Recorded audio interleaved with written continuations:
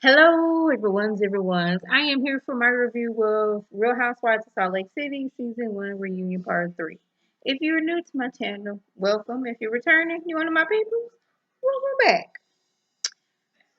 This was an okay episode, in my opinion. We didn't really learn much, but here we go.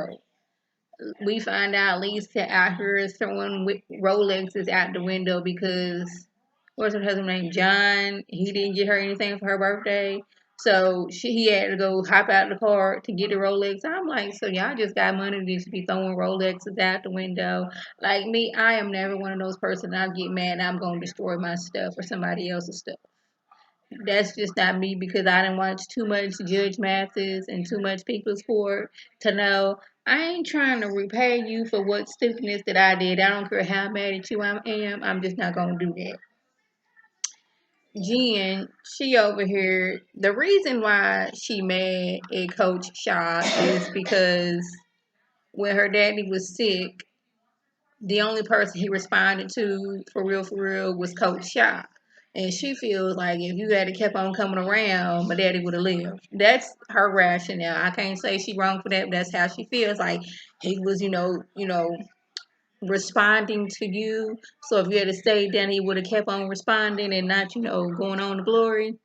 But yeah, but he's like he was there for the wake and he's been there every day since. And that's like, was he there in spirit every day since? Because she made it seem like he gone most of the week and she only gives him 2 days out the week or however it was. Even though when he is home, you want to be instead of locking yourself up in your house so you can be with him. You want to have all these different outings. Now, mine is the little birthday celebration like if my husband was gone for like however long he is, and I only get to see him a little bit, when he is home, I've been like, nope, we ain't going nowhere. We locking ourselves in this house. We got groceries, internet, and all that stuff. We staying up in the house. I wouldn't be hop, skipping, and jumping to go out and having spending time with my husband and everybody else.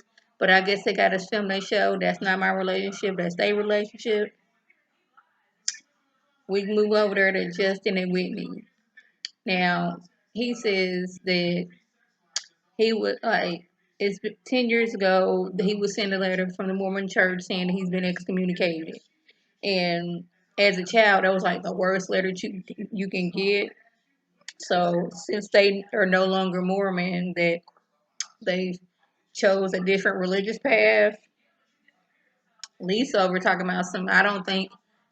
Well, they clarified it's not so much as we divorced that we was excommunicated, if we was married and we cheated and we got remarried. That's the whole thing because Lisa's husband John, he was married before, got divorced.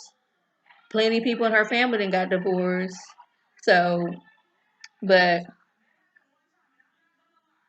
wait a minute.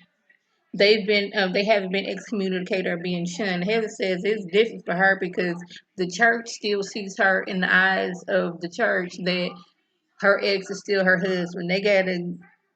Lisa was saying how she has to get some special seal broken, and Heather's like she can't get the seal broken, and Lisa's saying that she and John they had a special ceremony where they're sealed together forever. I'm not really sure what that means. I guess that's some type of Mormon thing, but it sounded like Heather was saying that if she couldn't get married to another Mormon man because she is still sealed to her ex-husband. And in the church you still married to this man. I don't care if y'all got divorced legally. In our eyes, y'all still married, so you can't go out here and get you somebody else. I was confused about that because Lisa was saying that, several people in her family done got divorced. So she's trying to make it seem like I'm not shunning y'all because y'all got divorced and all this other stuff. And I'm not looking down on y'all, even though throughout was it Lisa or was it Meredith? I think it was Lisa was like kind of seeming like she was looking down on Whitney and Heather because they've been excommunicated and because well Heather not so much because yeah hold on, that's my grandma because they got divorced. That's what it seemed like to me throughout the episode. Now we're getting to talking about Robert and Mary. Robert Sr. clarified that he was 22 years old when he Mary's grandma, so he wasn't even nobody's daddy, let alone being somebody's granddaddy. But I'm like, yeah, once you married grandma, you became step granddaddy. So whether you was like I was only 22 years old when she was 40 some years old, then I was trying to do the math in my head because I think Mary is like 20 years younger than him. He was 20 years younger than grandma. So you was technically around Mary when she was a baby. Now I could be doing the math wrong, but I thought Mary said that she's 20 years younger than Robert, and Robert's 20 years younger than grandma. He now it could be. I don't know when he got married to grandma, so no, he got married to grandma. Yeah, I'm trying to do math in my head, and math is not my forte. So if y'all can help me out, if I don't get it in this episode, please drop it below. He was 22 years old when he married grandma. It seems like he was maybe in his. I don't know how that goes on, but he was saying he wasn't nobody's daddy or nobody's grandma. I'm like, I'm believing that Mary was alive at that time, and it's like, how long? I'm tired of doing the math. I'm starting to get a headache.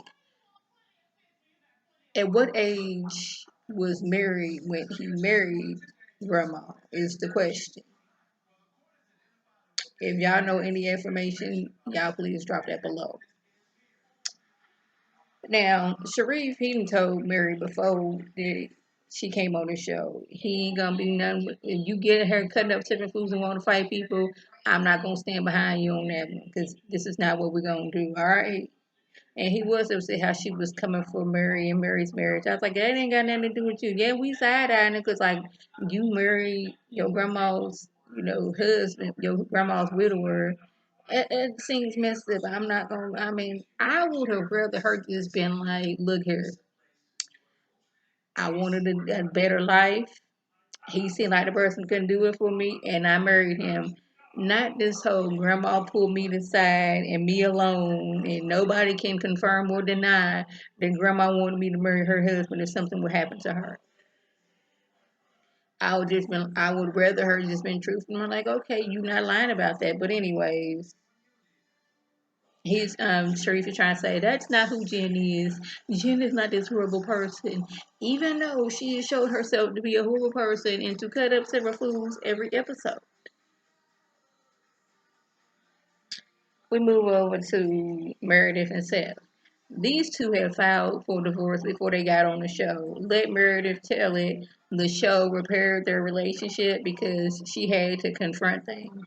I don't know why the show made her confront things, but this is what she's saying. And he admits he was more focused on his career than his marriage. Yeah, and he didn't really date when they were separated because he never got over Meredith. But it seemed like Meredith said that she was out here dating. He said didn't really date, so I'm saying like he was going on dates, but he wasn't actually seeing somebody. It's like I want you to be my girlfriend, things like that. That's what I got out of it. We not bringing Brooks into this conversation because Brooke tried his best to be a part of this show. We're not even gonna bring him into it, even though I brought up his name. Now, Jen does not want to talk about how she was out here talking about marriages since these two are doing better. I was like, oh, so you gonna use oh, they're so much better now in a relationship. It wouldn't be right for me to bring up how I was telling anybody who would stand still long enough what was going on in their relationship. She's like, I was in no way being malicious. I was like, I would beg to differ because it seemed like you and Meredith were cool. But as soon as, she went to Mary's church, you got an attitude. If it was some type of way, then was going around, I believe this how it was. If it wasn't, y'all forgive me and drop it below. But it seemed like it wasn't until after she went to Mary's church, it was. Seemed like Mary after cheating, and like Mary got her a dude. She showed me pictures. She was doing this. How good is a relationship if she out here got her a dude on the side? Things like that. Whitney, she admits that she was wrong because she was just getting to know Meredith and she should have been like trying to pry and get up all in her business. I was like, thank you, Whitney. You knew what you was doing wrong. You knew it was wrong and you apologized. Now, after being confronted about talking about Heather behind her back, Jen feels that she does that because she's reacting to what happened on the show. But I don't know. They didn't show what Heather could have done to make Jen say that she shops at Dress Bar. She looks like a manatee. She looks like Shrek. I'm like, this girl's supposed to be your friend. Had your back the whole entire show. Was running after you left, right, up, down, and sideways. And the only time she didn't do that is when you ran up on Whitney and ran up on her and slapped her. That is the only time she didn't run after you. Any other time that you got drunk and was in your feelings, she dropped what she was doing and made sure you got into a car and you was safely going home. So the fact that you was calling this woman Shrek, you ugly for that one, Jim. You were not. I'm not saying she an ugly person. Your actions were ugly. And this is when I don't know how I felt about these statements that Jen was saying because she feels devastated as a woman of color. She was told not to talk. Like to be told you need to sit here and take them. What did she say? To be sit there and told that she was a piece of mess. Like telling me I'm aggressive as a woman of color is dangerous. And she kept on using woman of color. And then at one point she said colored. And I'm like, did you just refer to yourself as colored? I know I didn't hear that. I know I wasn't hallucinating or just making it up in my mind, even though that has happened before. Did she actually say colored people or people who are colored instead of people of color? Y'all drop that below. I was like, she was like, y'all don't know how it is to be, a woman of color who has a black husband and then black kids. And I'm like, or is she really going there? Is this what she really doing?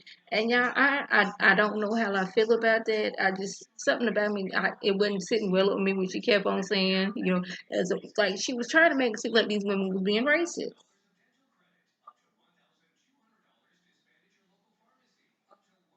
But the ladies do think it's messed up that Jen was out here making posts and making it seem like they was racist. Like they're like, we understand white privilege. We understand that we benefit from white privilege, but we wasn't out here being racist. At all, Heather, she loved, I mean, you can love black men and still be racist, but I never got that vibe from women. She was like, she ran off, had to talk to Cherise. And she's like, you don't know what it's like being a person of color growing up in Utah. I was like, yeah, they don't know what it's like being a person of color growing up in Utah. But I don't think in no way, shape, form that these people are racist. I didn't get that from them. And maybe I just wasn't paying attention because I know I need to do better. Because sometimes I just get out my phone, I be on Instagram scrolling through on Facebook, playing a game when I should be more concentrated on the show. But y'all, drop it below in the comments. Have they displayed any type of way that they was being racist towards Jen? Mary, she over there. What was going on with Mary? Can somebody please tell me what was going on with her? Because homegirl looked like she was over there nodding. Like Andy was like, Mary, she was like, yeah, he's like, would you sleep? She's like, no, I wasn't sleep. No, what you say? Oh, you were saying about A, B, C, and D. I heard what you said. I'm not asleep. She was over there nodding off. I'm like, girl, what is going on with you? He said she ain't the first person that fell asleep, but she always got just like she nodding off and stuff. Okay, what's going on with you, Mary? Y'all, what else happened? Whitney's daddy, she hasn't spoken to him. It seems like he may or may not have. Well, we can't say that he's relapsed. He just hasn't talked to Whitney since her birthday.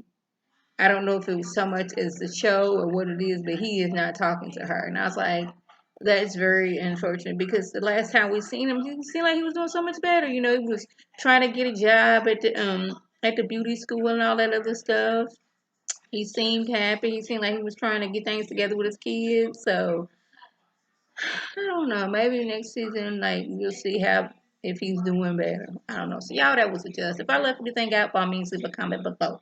If you're new to my channel, welcome. Feel free to subscribe. It's free all day, every day, free 99. Make sure your notifications are on. So my beautiful face. Put to a video. You can click on it, you can like it, you can share it with your people, and you can come over and be one of my peoples. If you're already one of my peoples, welcome back. Y'all don't know what to do. Tell your people to tell their people to come over and be one of my peoples by clicking that icon above. This is Lady T signing off. Have a good one.